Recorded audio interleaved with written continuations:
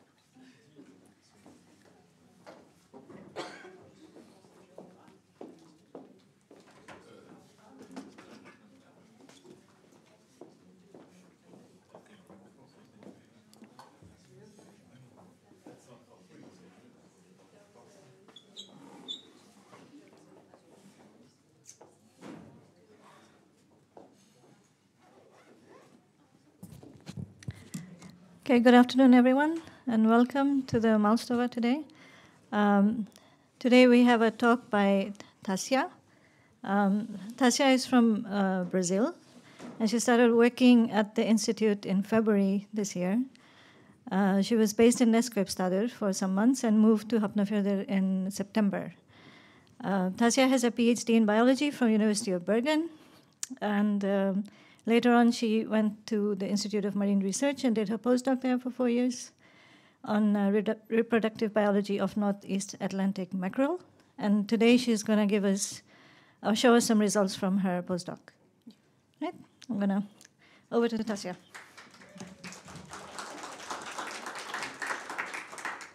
Thank you for coming. So, as Varsha mentioned, I will present some of the results for my postdoc project. So the title was like New Findings in Northeast Atlantic Mackerel Reproductive Strategy Extension of Spawning Area into Nordic areas. Yes. I will start with a very broad background, and before I start, just talk about mackerel. So fish species, they normally have two different breeding strategies. So we have the semaporus, that are fish that spawn in once and die. That was the case of capeling and Pacific salmon, for example. And also we have the Ichthyoporus that can spawn multiple times during the lifespan. But today we are focused just on this group.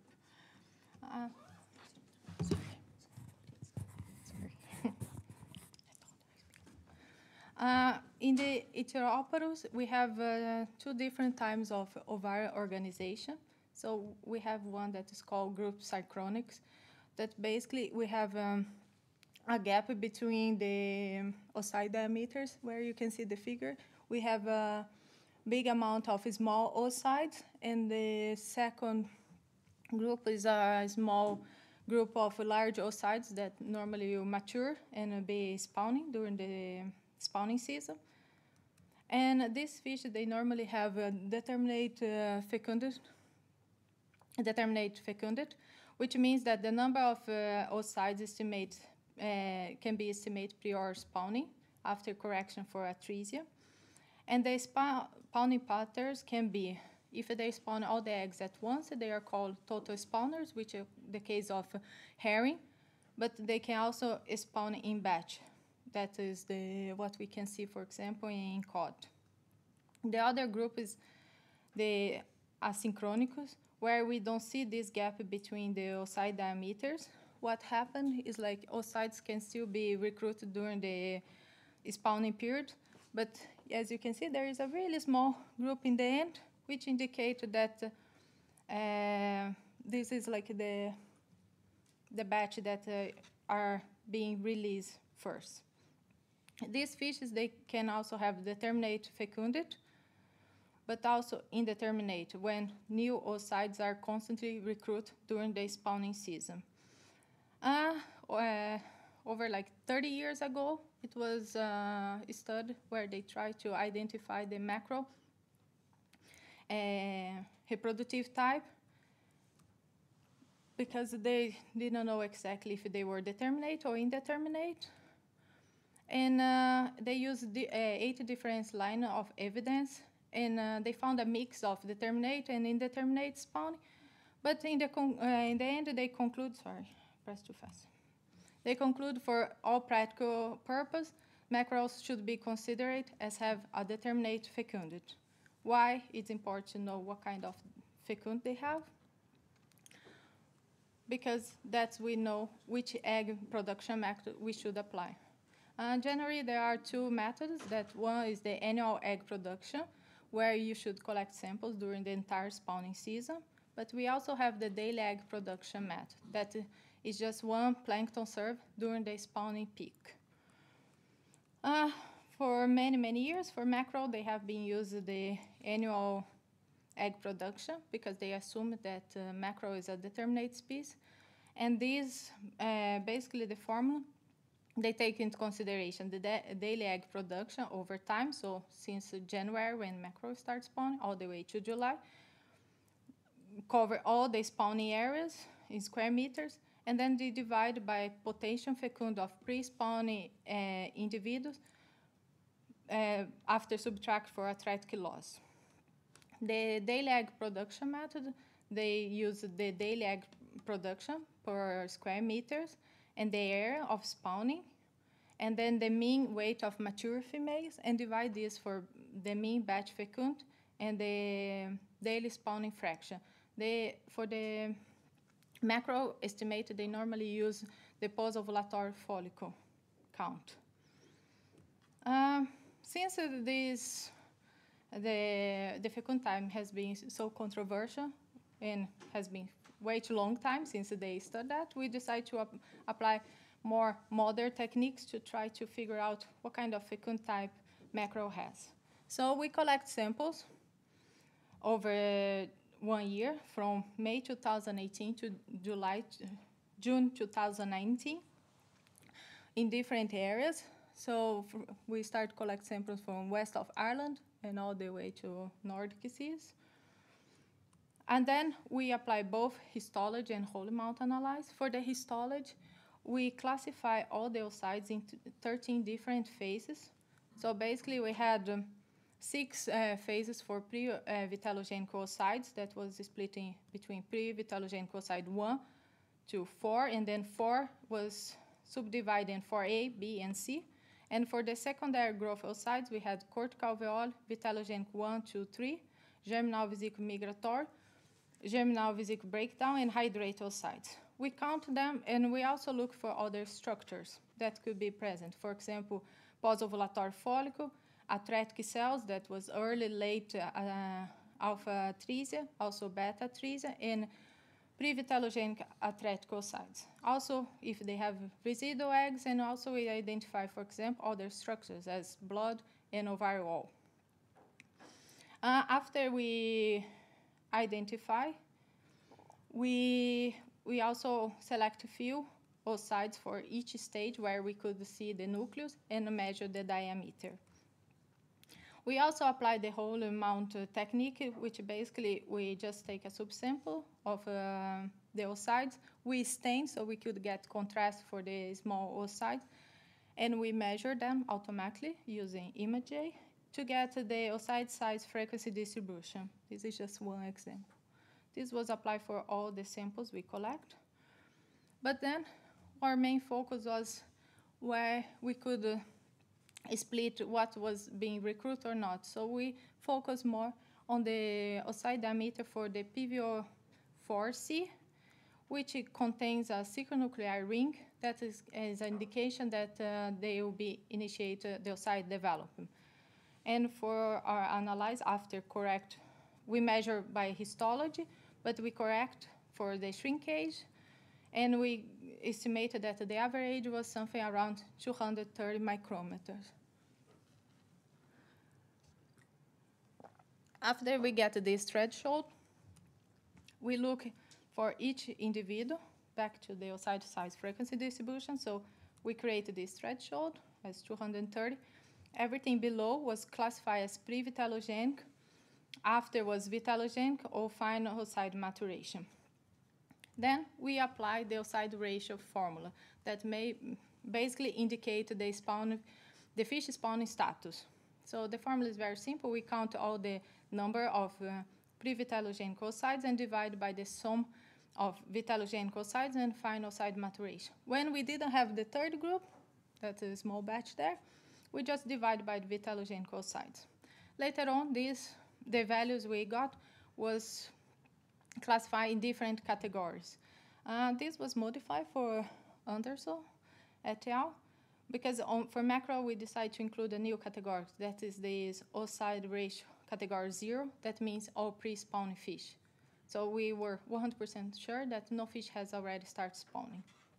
And then we create 4 more, that is early spawn, mid spawn, late spawn, and very late or post-spawning fish. Later on, we just apply this for the individuals on the spawning season, so we could track how further they were on the spawning. As you can see, the percentage of fish that are in pre-spawn, early spawn decrease over the months, but increase the number of fish that are late and very late spawning. So based on that, the outside package density theory that I apply, I could estimate the relative fecundity for each individuals. So on the top panel is more like the average for oocyte range category.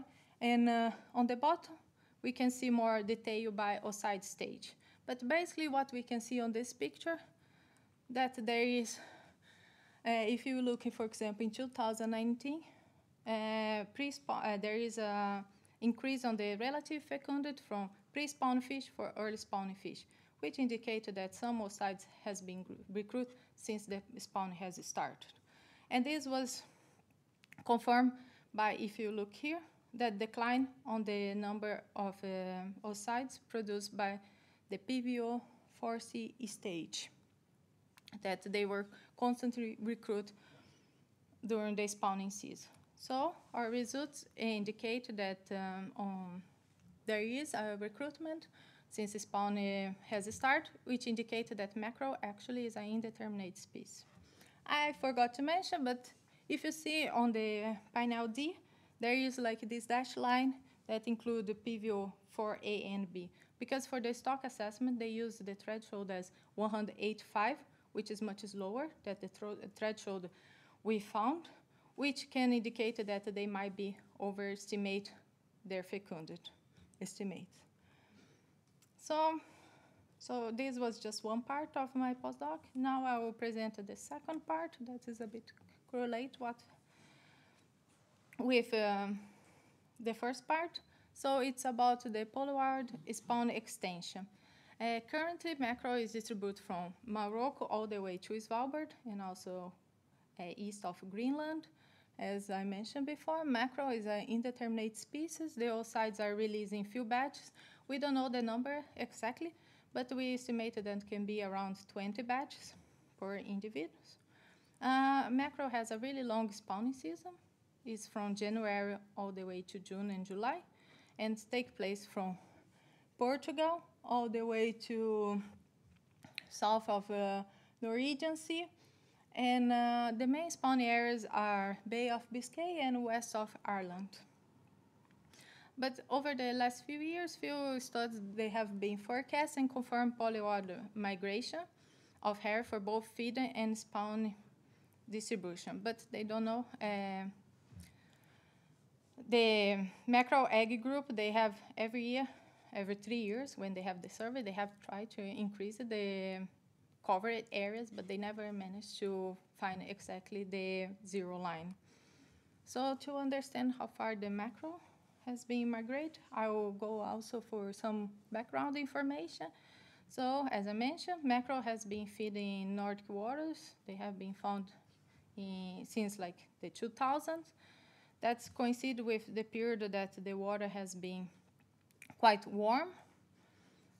At the same time, the stock size has almost doubled, and the condition and both body growth and condition has declined. Here we have data from since 1908 to 2021, but my period was focused from 2004 to 2021, when we have mackerel in Nordic waters. So there is here also an example of north and westward extension of mackerel in spawning season. This is just egg density. If you see on the left, there was all the eggs collected in 2001 that they were mainly located in the Bay of Biscay and west of Ireland, the main spawning areas.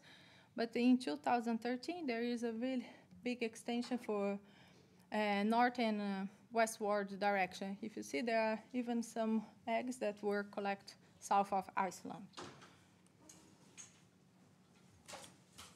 So the hypothesis of this study was like how far this mackerel extended spawn activity into Nordic waters during this warming period. For that, I used data from 5 different countries that was collected during summer, research surveys, and also fish landed during the feeding season, the end of the feeding season, that was May and July, when we can find mackerel in these waters, from 2004 to 2021. I set 58 degrees north as the southmost limit to avoid use data from main spawning grounds. And I use macroscopic mature stage as a proxy for spawning activity. But since each country has their own scale for mature stage, I had to standardize and create my own mature stages. But basically, the fish were grouped in immature, early maturation, mature, spawn, and partially spent, also spent and resting.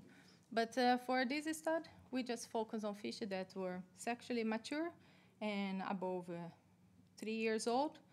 So we just remove all immatures for our study.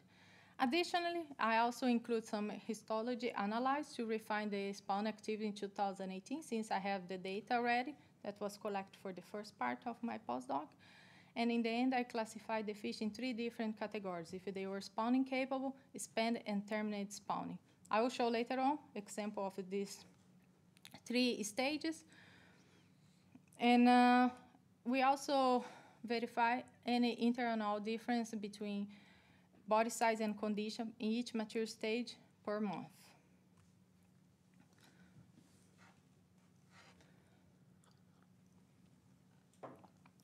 Some of the results, as you can see, in May, on the top panel, there is a constant increase on the spawning capable fish, which means early mature, mature, spawning, and partially spent fish. For example, the percentage increased for less than 10% to up to almost 90%. At the same time that the percentage of spent fish was declined. In June, we can see high percentage also in the beginning and the end of the time series we use. But in July, that we have most of the individuals and better coverage, we can see that the percentage is low, but still increasing. So then we decided to group just active spawners, what we consider as mature and spawn and partially spent fish, and divide in different latitude range. In May and in June, based on the location, you can see that mackerel is more active. Spawning mackerel can be found up to 70 degrees north. But in July, when we have better coverage, these active spawners, they can be found even north of 74 degrees. Here is just an example. I picked some years of mackerel spawning fish distribution. So if you see the black circles represent the females, the red one are males, and like this cross are spent fish. So we have 4 years, 2010, 12, 18, and 19, and you can see how spawning mackerel is spreading along the Norwegian Sea, also Nordic Seas. Then here we combine this with histology. So on the top left, we can see an example of a spawning capable fish. They basically shows some indication of spawning, that you can see some puffs there, but also you can see that really advanced side stage. And we also can, on the panel B and C, we can see some example of terminate spawning. Basically, these fishes are classified because they had massive atresia. So these are just some examples of atretic cells.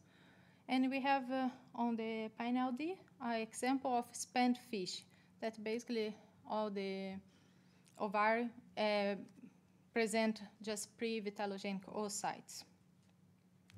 And then we look the proportion of each stage per month. As you can see, in May, the proportion of spawning fish is around 93%, and it has been declined over the months. At the same time, has increased the number of spent fish in June and July. Something that we see that is, we also have a really high percentage of terminate spawning fish in July. On the right panel, we can see just like how the GSI decline over the months, but also per mature stage. And here are where the fishes are located. So basically we found spawning fish in the central and close to the Norwegian coast areas in all the months. But the terminate and span fish, especially in July when we had the better coverage, you can see they're spread everywhere, especially in the north areas, but also south of Iceland.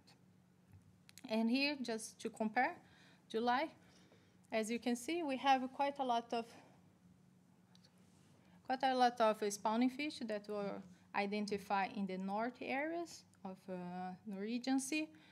That is not showing for the histology, but this can be because either we didn't collect the samples for histology, or they were just misclassified and could be present as terminate or just spent fish. And then we also look for changes on body condition and growth. Basically, what we can see here, that is a lot of information, but each color is one mature stage. But what we can see overall, there is an increase in the mean length and mean age over the years. They become large and older in the end of the time series. But we also can see, if you look very close, that early maturation and mature fish, they tend to be, in May, they tend to be smaller and younger than spawn and spent fish, which might indicate that the older and large fish, they are spawning before. And for June and July, we had less variation among the mature stages. If we look condition, also there are a lot of information, but what is important here is like that in May, fish in early maturation and mature, they have better condition compared to spawn and spent fish. And in July, it has been quite low since 2015. But another point that we have to see here, that the condition has increased over the months, to indicate that mackerel has been feeding and storage energy. So to conclude, mackerel is an indeterminate species because we found that PVO has been recruited during spawning season.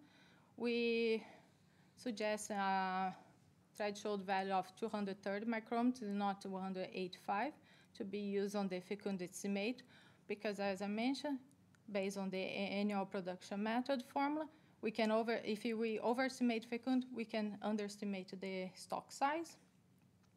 Atresia is present during the entire maturation cycle, but is more intense in the end of the day spawning, which we saw based on the number of fish that were terminate spawning.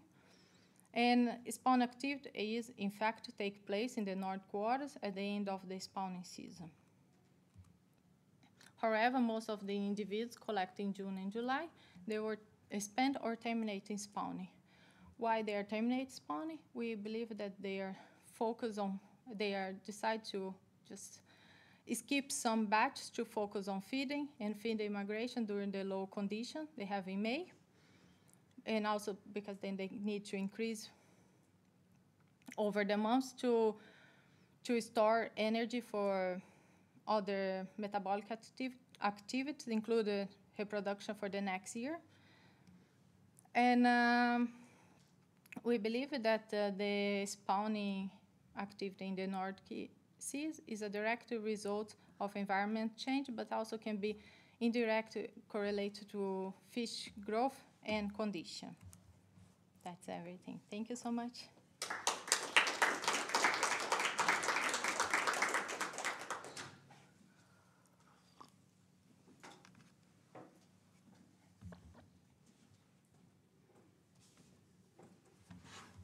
Thank you for your talk, Thassya. Thank you. So does anyone have any questions? Yeah. I'm going to move around with the mic. So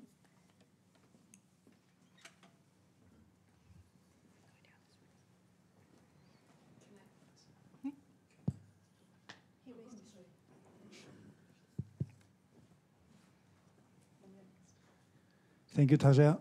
I'm Guðmundur from Haro.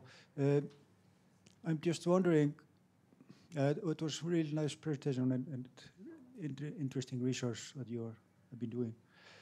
But I'm wondering about do you know anything about the size of the batches? I mean, is it decreasing during the spawning season?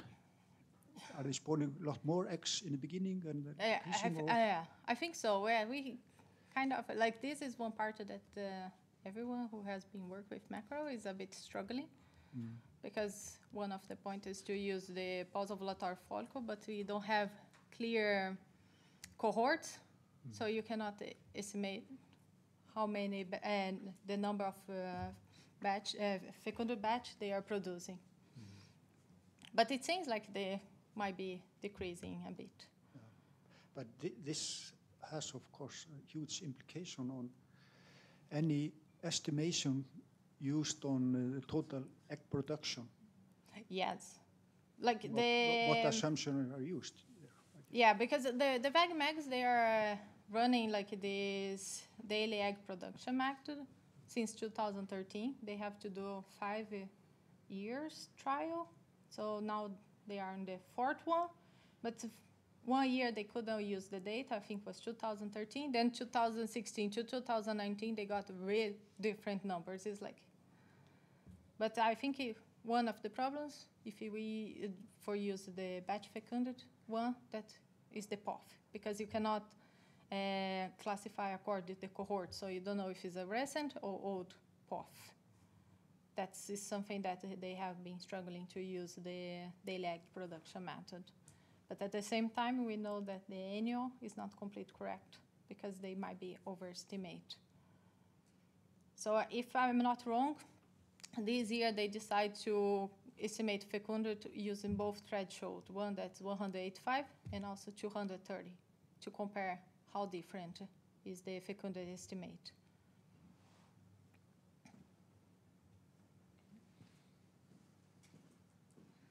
Thank you.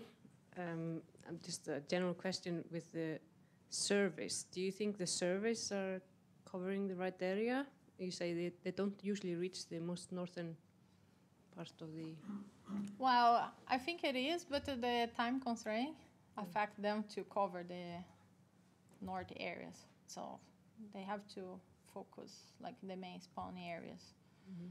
And I was also I'm not used to looking at this fecundity data, so I'm sorry if it's a stupid question, but do you expect any biases in your data due to just the survey tracks at different times in different regions? Like, how much does that affect the results? Maybe I can show you.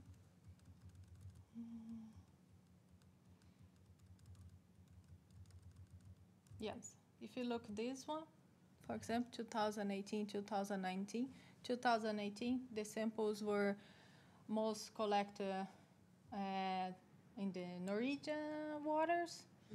And 2019, we also use data from the main spawning areas, because I took the advantage of the egg survey on that year and collect some samples. You don't see much. You see some internal variation, but not that much. Okay. Because the method I use, I will estimate the fecund by each oocyte stage. So, but we don't see much difference. But internal variation is something that we can expect. Just one final question. This is just one population, the whole area, right? I'd rather not to say anything. No, okay. No, but basically, like mackerel is just one species. For the stock assessment, they divide in 3 different components: the southern, the western, and the North Sea. But genetic studies that have been proved that actually it's the same component. Okay. Not a stupid question. But it's a very complicated to answer. It always is. Did anybody else? Hi, Thassya. Thank you very much for your presentation. Can you go back to your slide about conclusion? I love conclusion slides. I have a question there. Because you said something about you believe that these changes are due to environment changes, and I have one question based on this. This is quite vague. I mean, is that due because of the fact that the environment around the Nordic area, like Norwegian Sea, Icelandic southern part, Faroe part, is getting more habitable for the spawning season of the mackerel, or is that because the Gulf of Biscay area and the area where it's used to spawn is getting worse than it used to be? I guess we don't have any information on this, do we? No, I can say that it seems like they are using more these areas now because they is suitable, the temperature, but also they can find more food. What is happening on Bay of Biscay? I don't have any knowledge. But it might be also that mackerel, since decide to save energy and not migrate that further. Thanks. So I actually have a follow-up question on that. So was there any modeling done to relate the change in distribution with the environment? I saw one paper that no, but they use the tagging. I know that we are working on that, but we still don't have. At least I don't think they finished the model. Okay. Yeah, but we are looking this. Is that the stuff that Kotaro is? Kotaro is doing? Yeah. And also Ario is working now with some changes on migration pattern. So probably it will be correlated with the temperature. Yeah.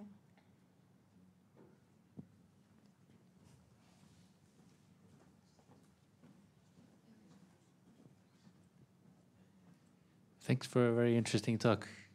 I had two questions. I was just wondering to what extent, so the classification is done mostly by hand, right? You actually have to analyze. When I say by hand, I mean you have to...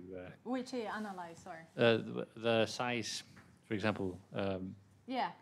But I was wondering if it could, to some extent, be done like semi-automatically, some kind of classification tools, maybe to make life more easier, or I don't think so. the other one was we were looking at Orana Heida. It was she was looking at the mixed layer mean temperature distribution over given areas and how it's changed. I was wondering if that might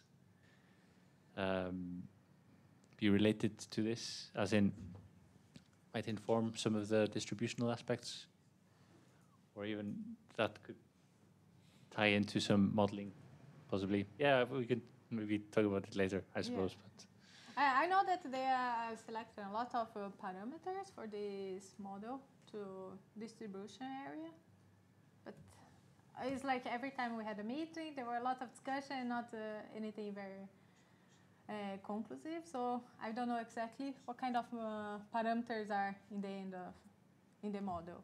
I just got an email that they're still running some models because they have to refine something. So I'm not quite sure which parameters they are using in the end. thank you. Yeah, thank you, Thassya. I'm wondering about they're spawning further north, but what happens to the larvae? Once they hatch and finish their yolk sac, is life still good enough for them up there, or? Could be predated by other fish. I don't know. No, but the environment they encounter after once they, do you think they have an equal ability to survive compared to down in the Bay of Biscay? I mean, the production period is much more intense but shorter. For at least what we saw, like the temperature in May, June, July, it seems like suitable. I don't know if they can survive. I think this is something that need to probably sometime investigate. But I can see like the temperature is suitable for spawning, so I believe can be suitable for live survival. But they can be fed by other fish species. So. Okay, thank you.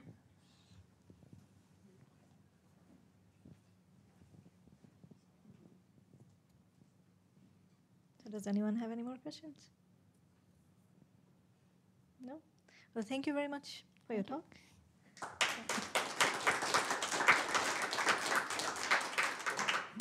And thank you everyone for coming to the Málstofa today.